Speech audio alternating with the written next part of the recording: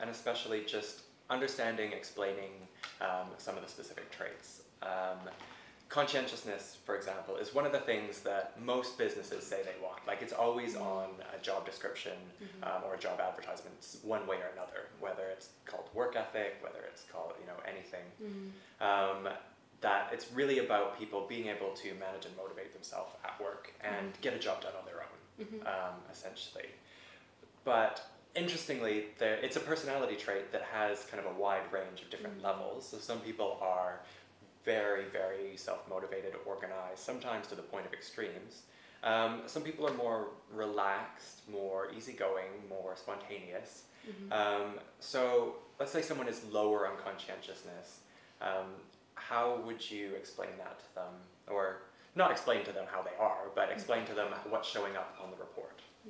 I think I would usually start with an outside work example for this one, in particular around, do you quite like, leaving to the day what you feel like doing when you're meeting up with friends, or do you like it to be, the place confirmed, the time, date, everything fixed in the diary, or for example Christmas shopping, or like packing to move house. And so I think those ones we often relate to very strongly because our natural preferences will come out there, whereas actually at work I think sometimes if you start with those examples, there could be that conflict of what they feel is expected, or the tone their manager's setting, or the type of environment that they're operating in. So often you get a good sense of like where they see themselves, and then actually say, based on your report, it looks like you prefer things to be spontaneous, flexible. You would be described by others as easygoing, and that you are quite happy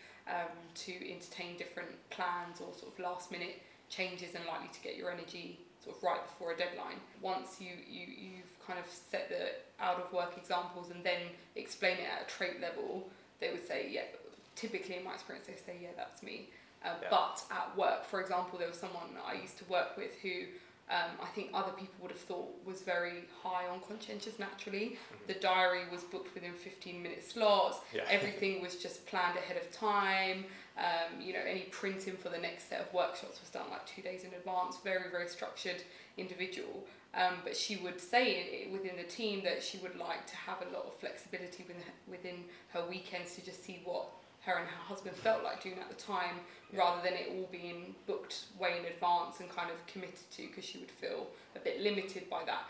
But she happened to work in a very fast-paced environment in that company, and also in previous roles where she was a consultant, and everything was sort of chargeable by time, and lots of travel, and if she didn't operate like that, she'd find it very stressful. And that gets right back to your point about what are you motivated by, right? So people really high on conscientiousness tend to be self-motivated. People on the lower end are more motivated by external factors. And so you can be really, really scheduled if that is what is required, especially if those are your accountabilities. Like if you have certain billing periods and your scheduling is shared with the team, and you need to do all of this because you're motivated by the job factors, by the external factors, by the team, by your boss or manager saying you have to do this. Or mitigating stress. Or mitigating stress, I mean, that's a perfect transition, thank you. Because it's an interesting interaction between conscientiousness and adjustment.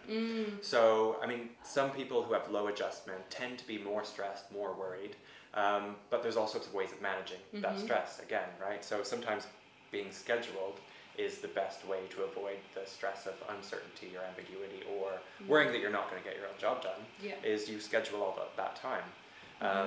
And so that can be kind of an internally motivated thing with high conscientiousness, or it can be external.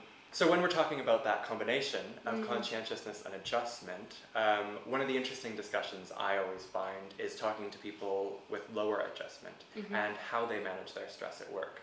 Because some people are better at it than others. Some people have learned more strategies to deal with it. Some of it's things like time management, some of it's working in a team. Some people just work better when there's others around giving them accountability. But how do you get at that information when you're talking to someone with high or low adjustment about how they work? I would, going back to the initial part of the conversation, if someone tells me the nature of their role and what they would do on a daily basis, I might say, well, in a situation where you have to win new business, or maybe you have someone in your team who's underperforming, or pick an example that's kind of generic enough to relate to them, or pick a specific one they've mentioned earlier if that's possible. And it also depends on sort of how much you know about that role. If you're in the company, it's more of an advantage, I guess.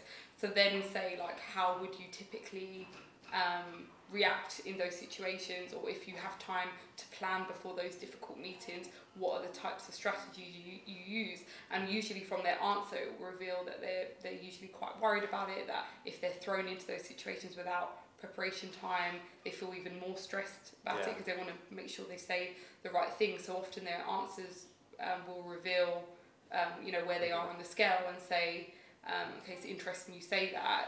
Based on your report, we can see X, Y, Z.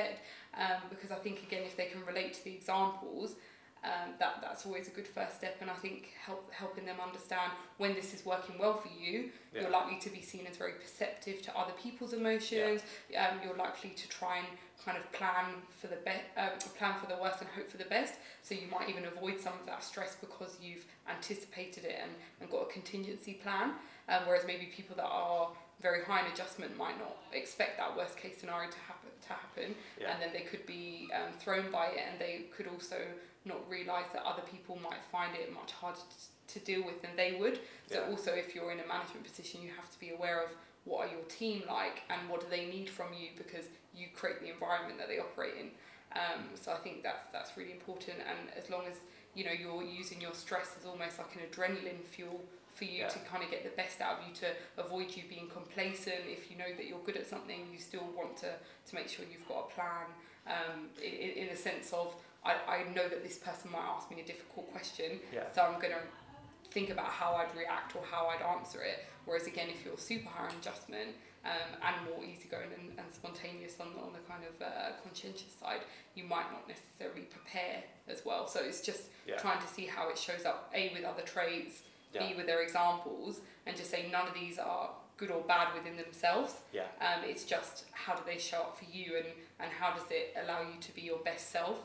Because again, these people will maybe naturally compare themselves to other people, but it's more linking it back to their strengths, their overall profile, and how really these traits interconnect very strongly together. Especially for the role too, because sometimes we see low adjustment being really adaptive, really effective in people in marketing, in communications, in more creative fields, where you need to be more reactive and you need to be able to do things immediately instead of thinking of the 5-year plan. So that's it's always useful too to talk about those that diversity of traits and how those fit into a company well, right? Because you need someone who is thinking 10, 5, 20 years in advance, and you need someone who can react to stuff day to day, minute to minute, and even on a leadership team, right? And I think as well, sometimes I would say to someone with low adjustment that can you think of someone in your team that you think is on the other side of the scale, or maybe even a partner or friend? It doesn't necessarily have to be work related. And then I usually suggest them, have you thought about asking them to give their thoughts on, say, if they've seen you in a presentation or given a speech at a wedding, if it's like an outside of work example, some situation where maybe you've been worried about it, or maybe just a curveball that's been thrown that you're not expecting, and ask them how they thought it went, because they're probably going to give you a lot more kindness and pick up on all the things you did brilliantly, because you're more likely to focus on the 2 things you didn't say, or when you stumbled on one sentence, whereas actually probably no one else noticed that. So it helps balance out, but equally you might be able to help them see where that lack of preparation in one instance could have been avoided to kind of maximise the impact in whatever situation you're seeing them in. So it's quite a good way to kind of complement both sides of the scale, depending on obviously the relationship you have with them. You would hope it's positive, but that feedback is always useful to have, whether it's from a colleague, partner, or whatever. Because they just see things so differently to you, and actually the more you understand about how they see it, I think also affects how well you get on with them if they are quite different to you, and you get to benefit from both. Absolutely.